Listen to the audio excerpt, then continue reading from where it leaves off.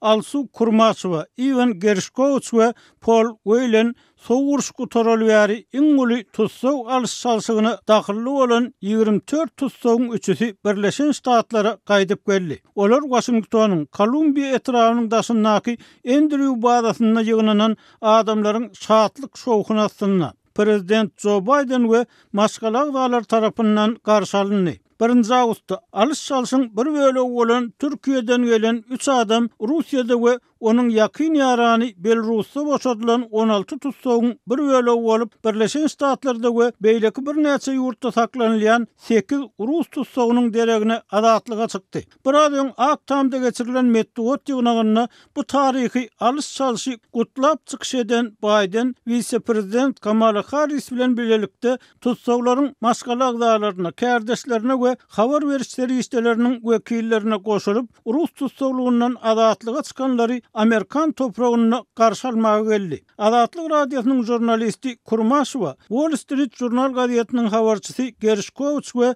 Michigan ştatynyň korporativ howpsuzlyk gullugynyň işgäri Whelan bularyň ählisi Abbasa raýatlary bolup durýar. Öňkü deňizçiler Whelan Amerikan toprağına gonan uçurdan ilkinji bolup çykdy we basgançaktan aşak düşüp Prezident Biden bilen görüşdi. Hal soraşanlarından soň Prezident öz ýakasyndaky nişany alyp onu Rus tutsawlygyna iň köp wagt saklanan Whelan'yň ýakasyna dakdy. Soňra Gershkovich onuň ýerininden Kurmasova uçurdan düşüp ýygnanan adamlaryň el çarpışmalary, şatlyk şowhunasyna adatlyga çykanlary gucak açyp garşylan prezident bilen görüşdi. 32 ýaşly Gershkovich Russiýada 2023-nji ýylyň martynda habar taýýarlamak üçin Yekaterinburgda saparda bolýan mahaly tutsak edildi. Ol iýul aýynda içalçylyk aýplamalary bilen 16 ýyl türme tutsaklygyna höküm edildi. Birleşen Ştatlar we iş berji neşir Wall Street Journal onu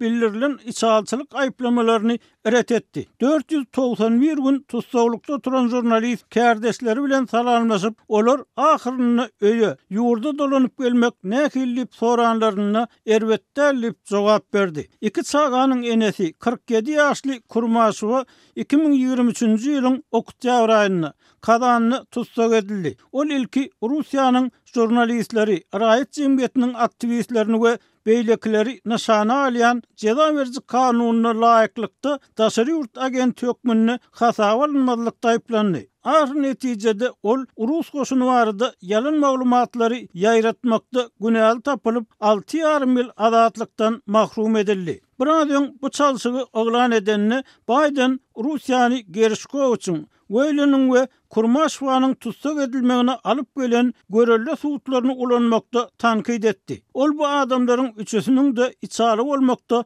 galp aýplananlygyny aýtdy. Haçan bu tutsak çalışmasyndan soň Putin'e näme diýerdiňiz diýip soranlaryna prezident Amerikalılaryň gümürtük aýplamalary esasynda tutsak edilmegini nazarda tutup beset diýip jogap berdi. Biden birazdan tutsaklaryň çalışylmagynyň Germaniýadan düýüpli egleşik talap edenligini, bir ýurdun FSB-nyň, ýagny Federal Howpsuzlyk Bürosynyň polkownigy Vadim Krasikowy 2019-njy ýylda Berlinne odalky çeçen söwüşçüsini öldürmekde günäli tapylan Rus raýatyny boşatmaly bolanlygyny belledi. Bu alaçyk Russiýa 2022-nji ýylyň fevral aýynda Ukrainaga garşy giň erimli uruşa başlanandan soň Washington bilen Moskwanyň arasynda gatnaşyklaryň soňky 10 ýyllyklarda iň peselen wagtyna garamazdan baglaşyldy. Çalşylan tutsaklaryň arasynda Moskwanyň Ukraina soňuny tankydlanyň üçin tutsak edilen Rus Ingliz raýaty dissident